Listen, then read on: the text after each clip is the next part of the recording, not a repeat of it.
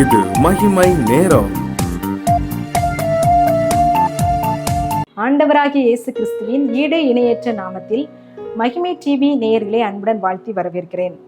இந்த நாட்கள்ல நம்ம தியானித்து வருகிறோம் பரிசுத்தம் அப்படின்னு சொல்லி. நம்ம பரிசுத்தமான வாழ்க்கை வாழணும், அதுதான் தேவன் விரும்புகிறார் அப்படின்னு சொல்லி நம்ம தியானித்தோம். பரிசுத்த வாழ்வை கெடுக்கக்கூடிய ஆபத்துகள் என்னலாம் அப்படின்னு சொல்லி நம்ம தியானித்தோம்.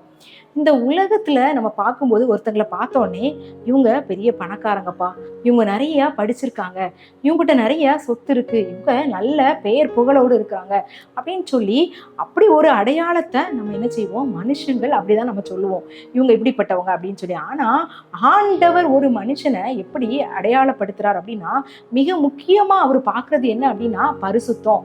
யாரு பரிசுத்தமா இருக்கிறாங்க அப்படின்னு சொல்லிதான் ஆண்டவர் பார்க்கிறதாய் காணப்படுகிறது.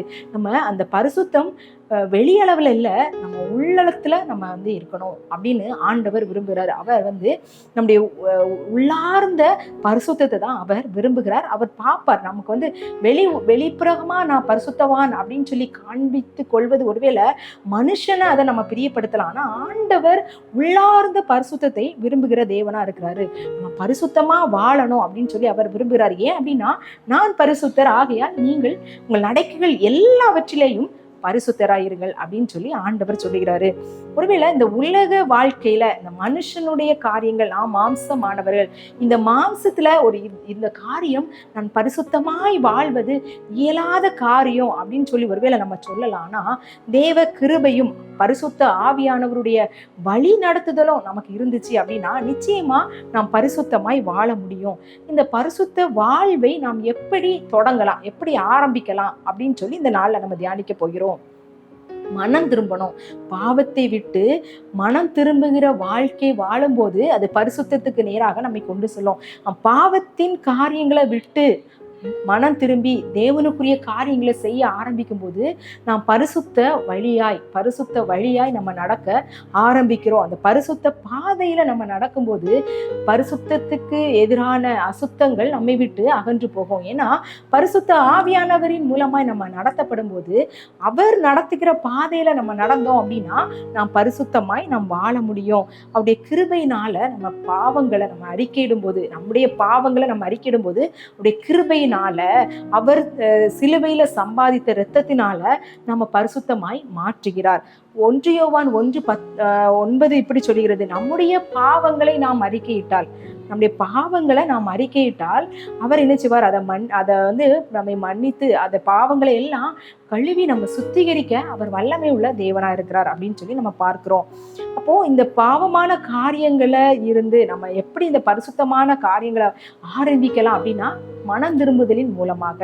அடுத்ததாக தற்பரிசோதனை. தொடர்ச்சியா நம்மை பரிசோதித்து கொள்ளணும். தற்பரிசோதனை நம்ம பண்ணணும். நம்ம தினமும் நம்ம என்ன செய்யணும், நம்மை பரிசோதிக்கிறவர்களாக நம்ம காணப்படணும். பரிசுத்த வாழ்க்கை ஒரு நாள் மட்டும் வாழுகிற வாழ்க்கையில அது தொடர்ந்து செல்லுகிற பயணமா இருக்கிறதுனால நாம் நம்மை உய்த்து ஆராய வேண்டும். தினமும் நம்ம சுத்திகரிக்கிறதற்கு நம்ம ஆண்டவரிடத்துல போய் நிற்கணும். நான் இந்த நாள்ல இந்த வார்த்தைகளை தவறாய் பேசிட்டேன், என்னுடைய அவயவங்களினால நான் செய்த பாவங்களை நம்ம அறிக்கையிட்டு அவருடைய சமூகத்துல இரக்கங்களை பெற்றுக்கொள்ள வேண்டும். புலம்பல் 3:14 சொல்லுகிறது, நாம் நம்முடைய வழிகளை சோதித்து ஆராய்ந்து கர்த்தரிடத்தில் திரும்ப கடவோம். நம்முடைய வழிகளை சோதித்து நாம் ஆராயும் போது ஆண்டவருடைய வழியில தான் நான் நடக்கிறேனா, பரிசுத்தமான பாதையில தான் நடக்கிறேனா அப்படின்னு சொல்லி நம்மை ஆராய்ந்து அவருடைய பாதையில திரும்பும் போது பரிசுத்தமாய் நம்ம வாழ முடியும்.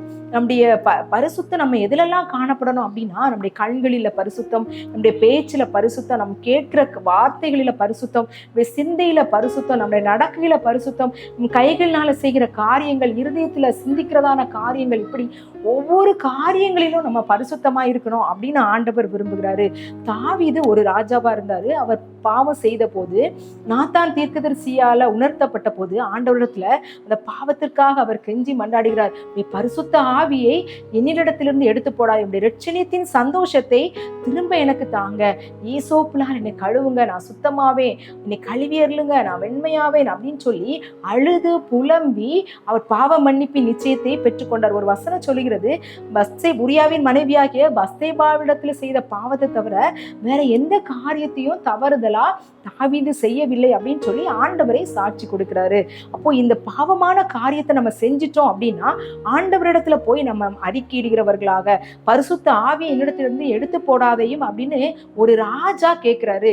ஏன் அப்படின்னா பரிசுத்த ஆவி என்ன செய்யும் அப்படின்னா பாவத்தை குறித்தும் நீதியை குறித்தும் நியாய தீர்ப்பை குறித்தும் நம்மை கண்டித்து உணர்த்துகிற பரிசுத்த ஆவி. அப்ப அந்த பரிசுத்த ஆவியை என்னிடத்திலிருந்து எடுத்து போடாதீங்க, எது தவறு எது சரி அப்படின்னு சொல்லி எனக்கு தெரியாது, அந்த பரிசுத்த ஆவியானவர் தான் என்னை வழி நடத்தணும், அதனால பரிசுத்த ஆவியை என்னிடத்திலிருந்து எடுத்து போடாதையும் அப்படின்னு சொல்லி இவர் கேட்கிறாரு. பரிசுத்தத்தை நம்ம மீண்டுமாய் புதுப்பித்து கொள்ளுகிறவர்களாக நம்ம காணப்படணும். தாவீது சகேயு மனம் திரும்பி ஆண்டவருக்கு நேராக வருகிறாரு, அவருடைய பாவங்களை எல்லாம் விட்டுறாரு. அப்போ எல்லாரும் சொல்றாங்க பாவியான மனுஷன் அப்படின்னு சொல்றாங்க.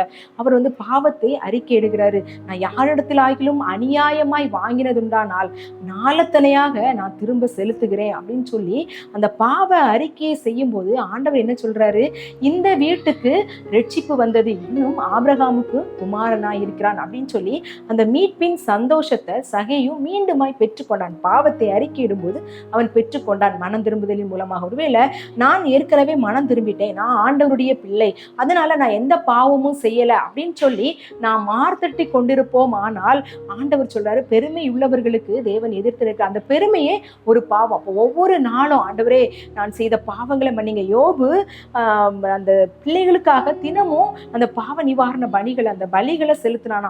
ஒருவேளை என்னுடைய பிள்ளைகள் பாவம் செய்திருப்பாங்க, ஒருவேளை என்னுடைய பிள்ளைகள் தேவனை நிந்திருப்பாங்க, ஒருவேளை இந்த அக்கிரமமான காரியங்களை செய்திருக்கலாம் அப்படின்னு சொல்லி அந்த நிவாரண பலிகளை செலுத்தணும். அதே போல ஒருவேளை நம்முடைய வாழ்க்கையில ஏதாவது யாரையாவது நம்ம பேசுனது ஒருவேளை நமக்கு நியாயமாக தோணலாம், மற்றவர்களை அது காயப்படுத்தி இருக்கக்கூடும். அப்போ ஆண்டவரே தெரிந்தோ தெரியாமலோ நான் இந்த பாவத்தை செய்திருப்பேன், ஆனால் என்னை மன்னிங்க அப்படின்னு சொல்லி ஒவ்வொரு நாளும் நம்ம கழுவி நம்மை சுத்திகரிக்கும் போது நான் பரிசுத்த வாழ்வில் நம்ம இன்னும் அடுத்த ஸ்டெப்புக்கு போகிறவர்களாக நம்ம காணப்படுவோம்.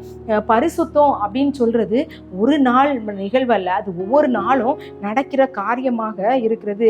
ஒருவேளை நான் விழுந்துட்டேன், நான் பரிசுத்தமான வாழ்க்கை வாழ்ந்தேன், ஆனா நான் இப்போ விழுந்துட்டேன் அப்படின்னு சொன்ன வசனம் சொல்கிறது, நீதிமான் 7 தரம் விழுந்தாலும் திரும்பவும் எந்திரிப்பார். ஒருவேளை நான் விழுந்துட்டேன் அப்படின்னு சொல்லி நான் விழுந்துட்டேன் அப்படின்னு சொல்லி விழுந்த புதைக்குழியில நம்ம இருந்தோம் அப்படின்னா அந்த புதைக்குழியில தான் நம்ம இருப்போம். நம்ம எழும்பும் போது நாம் புது ஜீவன் உள்ளவர்களாய், புதுமையான வாழ்வுள்ளவர்களாய், பரிசுத்தம் உள்ளவர்களாய் மீண்டும் அந்த பாவத்தை செய்யாமல் நம் புதிய வாழ்வை நம்ம வாழ முடியும்.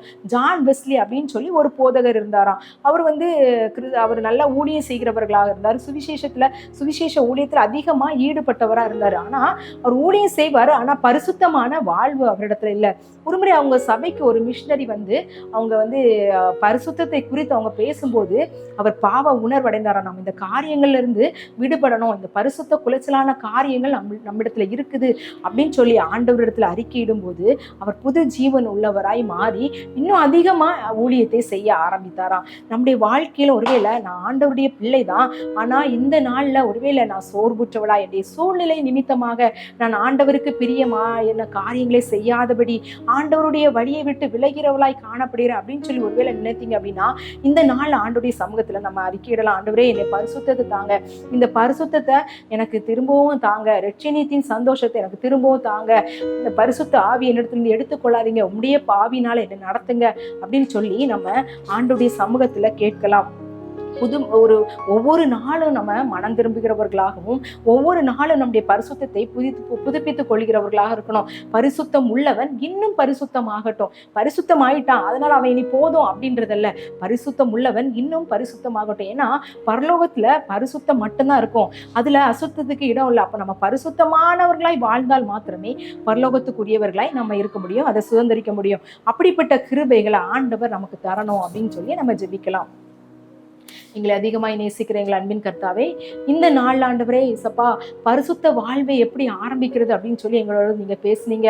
நாங்கள் மனம் திரும்புகிறவர்களாகவும் ஆண்டவரே இசப்பா உங்களுடைய பரிசுத்த ஆவியினால நாங்கள் நடத்தப்படுகிறவர்களாகவும் நாங்கள் இருக்கணும் அப்படின்னு சொல்லி நாங்கள் தியானித்தோம். ஆண்டவரே ஒருவேளை நாங்கள் விழுந்து போனவர்களாக, ஆண்டவரே ஒரு பரிசுத்த ஆவியை ஆண்டவரே நாங்கள் துக்கப்படுத்தினவர்களாக நாங்கள் காணப்பட்ட நாள் ஒரு விஷயம் எங்களை மன்னிங்க, எங்களுடைய பாவங்களை கழுவுங்க, எங்களை ஆண்டவரே இந்த மீட்பின் துவக்கமா எங்களுக்கு காணப்படட்டும். சகையை போல போல ஆண்டவரே மீட்பை சுதந்திரிக்க எங்களுக்கு உதவி செய்யுங்க.